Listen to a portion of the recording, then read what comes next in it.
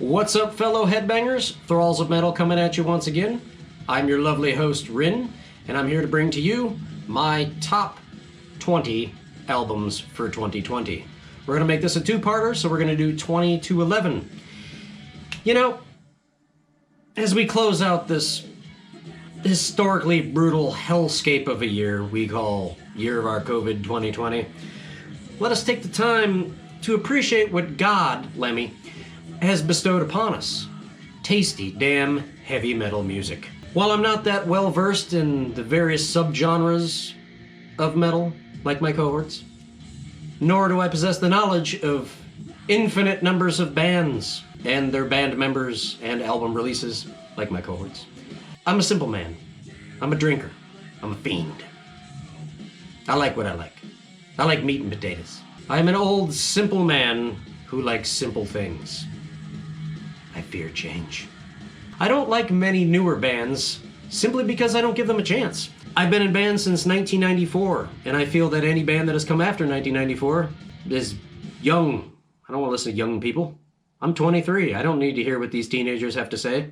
And that's mainly because I failed as a musician, and I'm painfully jealous. But the good news is I'm in therapy now, and we're going to work ourselves through that so I can enjoy the rest of my life here on the prison planet we call Earth. But enough about me. You don't need to hear about me. Let's hear about the albums that defined the year 2020 for us. Now, I feel some of you metal purists out there is going to end up calling me a poser for some of my picks.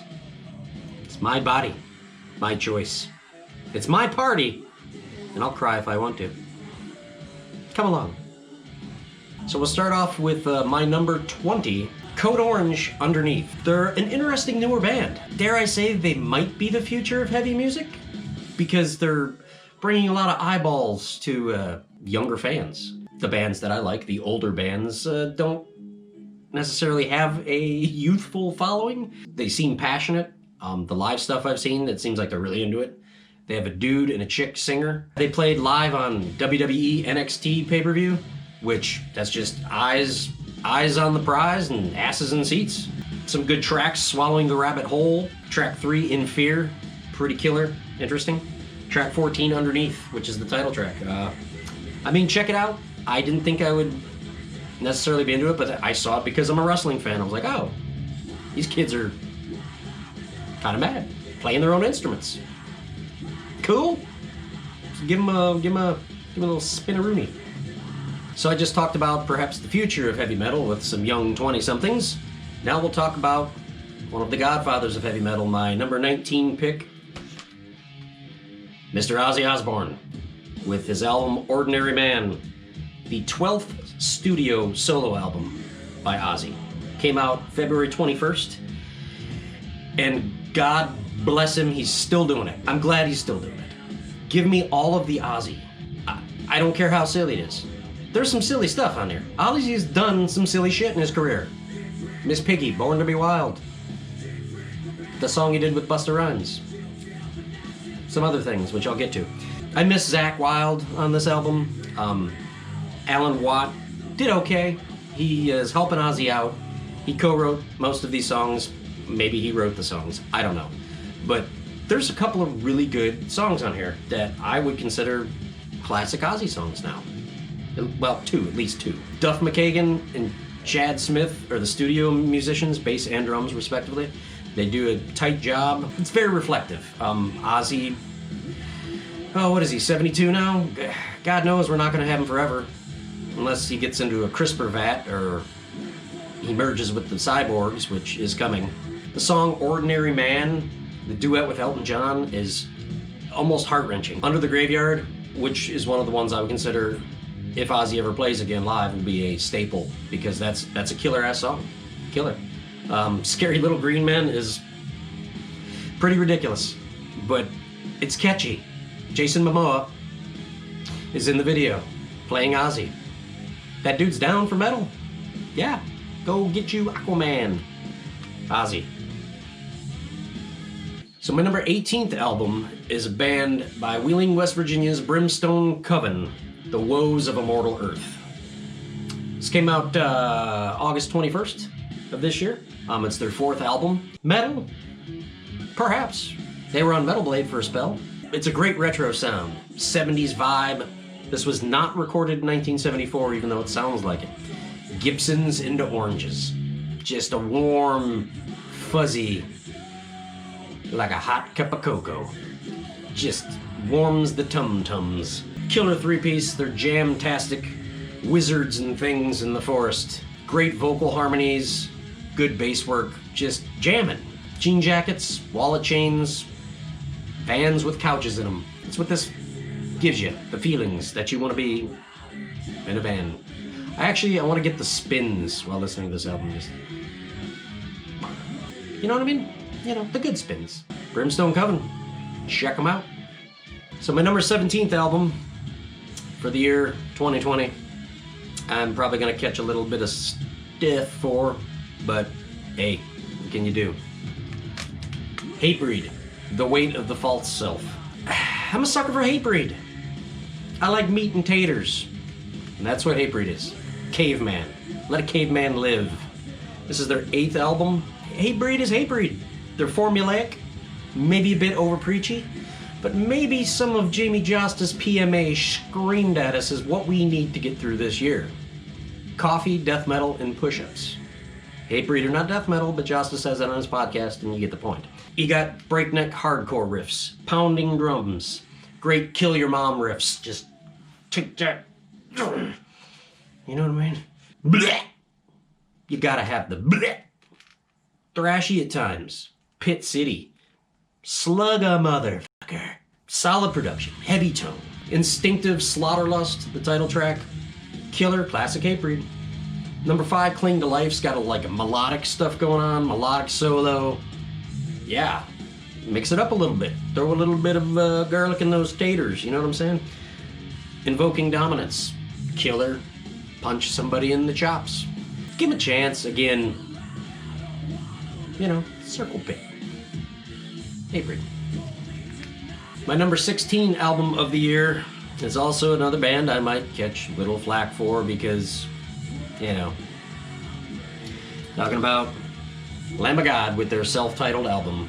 My only problem really is it's their 8th album. Why did they self-title it? It's a new beginning. Okay. But they stick to their formula. They stick to their guns. And I like Lamb of God. I like what Randy does. I like what Willie does. I like what John does. I like what Mark does. Art Cruz is not Chris Adler, but he's pretty damn good. A little flair here and there, but it sounds like Chris Adler pretty much. You know, it's high energy. Randy's the man. Everyone's good at their craft. It may not be now you got something to die for, but hey, shit, why not? Some guests, Jamie Josta, Chuck Billy. Both of those guys put out some good records this year. Put them on this one. Why not? Hell, this year has no rules. First song, Memento Mori. That's going to be a Lamb of God set list staple for years to come. If, you know, they can do that. Number 4, Reality Bath. And number 5, New Colossal Hate. Tracks I like. I like most of them. Lamb of God. Give them a shot. Again, you liked them before. Like them still. Why not? To hell with it. To hell with it. You know? My number 15th album of this year is a band that I wasn't particularly hip to. Talking about Spirit Adrift with their album Enlightened in Eternity. Came out October 16th of this year. It's their 4th album, which, again, I was unaware of this band. I've since went through and checked out their other stuff.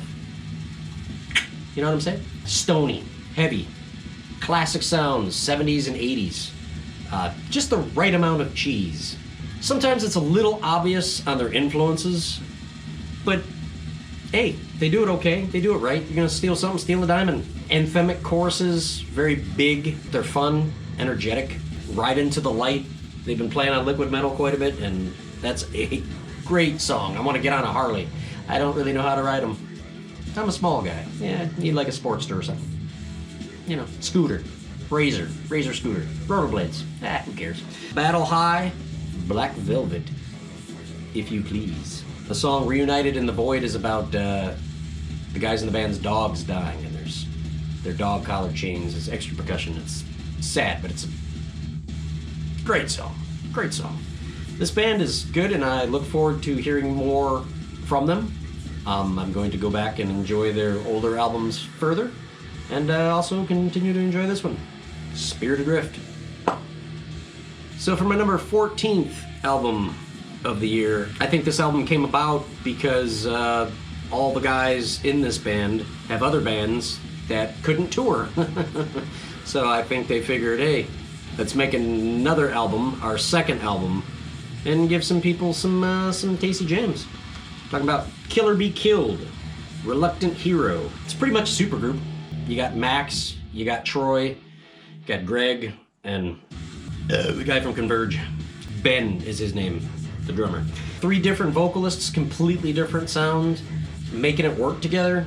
Different configurations of the voices, which makes for an interesting listen. Great riffs, some neat song structures. You can tell when Max's part's about to come in. Blah. Riffy, great drum work. Great drum work. Energetic. Elements of all the bands involved to make a unique porridge, hodgepodge, a potpourri, if you will, of sounds and sonic massaging. Dream Gone Bad. It's a cool video. They got a video for it. You should check it out. It's available on the website you're watching this on. Pornhub. Filthy Vagabond, number 5. Punch in the Face. Number 6, From a Crowded Wound. Lots of dynamics. Lots of things going on in that song. It's crazy, epic, spacey, heavy, hard. Get you some. Kill or Be Killed. If you like Max, you like Troy, you like Greg, you like Ben, you like their first album, you probably like this one. Or not. Maybe you're into something crazy. Corpse Paint. I don't know. My number 13 album of this year was released on September 25th. It is the 9th album, Ohms, by the Deftones. Deftones are back, baby. I like the Deftones. I'm a sucker for the Deftones, but the last album I really, really liked of the Deftones was White Pony, which was quite a few years ago. They shocked me on how good this is, how heavy for the Deftones. Stephen Carpenter brings the meat and taters. They let him play this time, so hell yeah. Chino's doing what he's done. It's beautiful, horrific, whispering, whining, screaming, moaning. That's what Chino does. You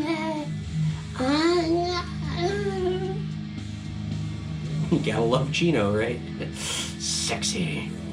Riffy, atmospheric, epic. The first song, Genesis, when that riff kicks in, you're like, oh, hello, Deftones. Is this Around the Fur? Nope, Ohms. The third song, Urena? Urethra? Urena. Yeah, that's a good one. I like that. Number 8, Radiant City. There's some wacky things going on in there. I recommend that track. Dance to. You can dance if you want to. You can leave your friends behind. But if they don't dance, they probably don't like Radiant City off of Ohms by the Deftones. Check it out. My number 12 pick for this year that needs to be aborted is a comeback album. It is the 6th album. Well, they have 6 albums and this EP, which is not a full-length album, but I picked it anyway because, hey, I do what I want to do, I guess. I'm talking Despicable by Carcass, Manchester. Carcass. Carcass is back, baby. Sort of. This is an EP, but maybe it's a taste of things to come. And those things are probably hacked up in a morgue somewhere and not really cooked. Maybe embalmed already, so they're probably going to be a little chewy. All the sounds that Carcass makes that you want to hear are on here. You got your snarly vocals, you got your crunchy guitars, you got your evil melodic twin harmony lead deals, you got your drums jumping from blast beats to groove parts, your tempo changes, your key changes, your wicked lyrics. It's only 4 songs, but it's leaving us wanting more. And perhaps, if we're good, and we ask Santa very nicely, and the world does not explode or go into a civil war anytime soon, we may get a full-length album by Carcass, and that will make me engorged with blood and ready to go. The first song, The Living Dead at the Manchester Morgue. Nasty. The second song, The Long and the Winding Beer Road. Not sure. Could be the English spelling. Hell, Under the Scalpel Blade, that's the third song. And Slaughtered in Soho, that's the fourth song. I'll name them all because there's only 4 songs. Each are just as good as the one before it. If you don't have this, know about this, then you're probably not even watching this because you don't know what we do or who you are. Who are you? You're not a Carcass fan if you don't have this. I know that for sure. And to round out this section for this video is my number 11th album. And I'm ashamed that I'm not a bigger fan of this band just because it was, for some reason I just forget about this band. I've never said, turn this band off. I don't want to hear these guys ever again. I'm just like, yeah, they kick ass. And then, but they're out of my head. I don't know why. This is their 12th album, but I really got into this one because of the channel and all that stuff. Came out May 1st, May Day, Solitude and Madness by Vader. I feel like a jackass. I'm a jackass. Call me a jackass. Because I'm not a bigger fan. I should be. This is brutal, fast, nutty, death, thrash, what do you want to call it?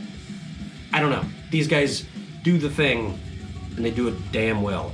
Noodle solos, dive bombs, melodies, blast beats, chuggy machine gun blasts of speed, evil guttural vocals that you can understand.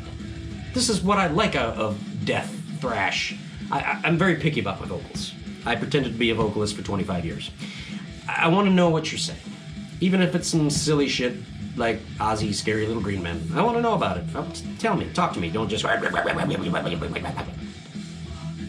This is good stuff. I'm going to listen to this a lot more, and I'm going to listen to their back catalog because I'm a jackass.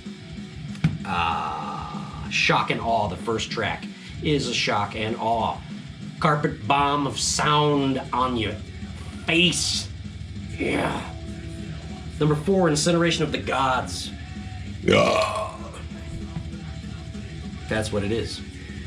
Number 11, Bones. Every track on here. Nuts. Journey into madness. Listen to it like I should have. More than I did. Yeah. So, I guess that's going to round out my 20 to 11 first part video of a 2-parter for 2020. 2020 was good for music. That's the only thing it was good for. Everything else, it ruined everything else. But let's dwell on the good. Let's dwell on the music because that's what keeps us here, keeps us moving, keeps us sane for the most part. And L-I-V-I-N, man. I'd like to thank everybody for watching. I hope people subscribe, like, comment, question, interrogate, tickle, whatever it is you would like to do. Just do something. Do something, man. Gotta do something to let this year know it needs to not repeat itself in 2021, which it probably will. I'm a pessimist. What can you do? But I will be back with my top 10, and hopefully you check it out. I hope you check out these albums that I mentioned previous. And we will see you on the flippy flop. Hail some.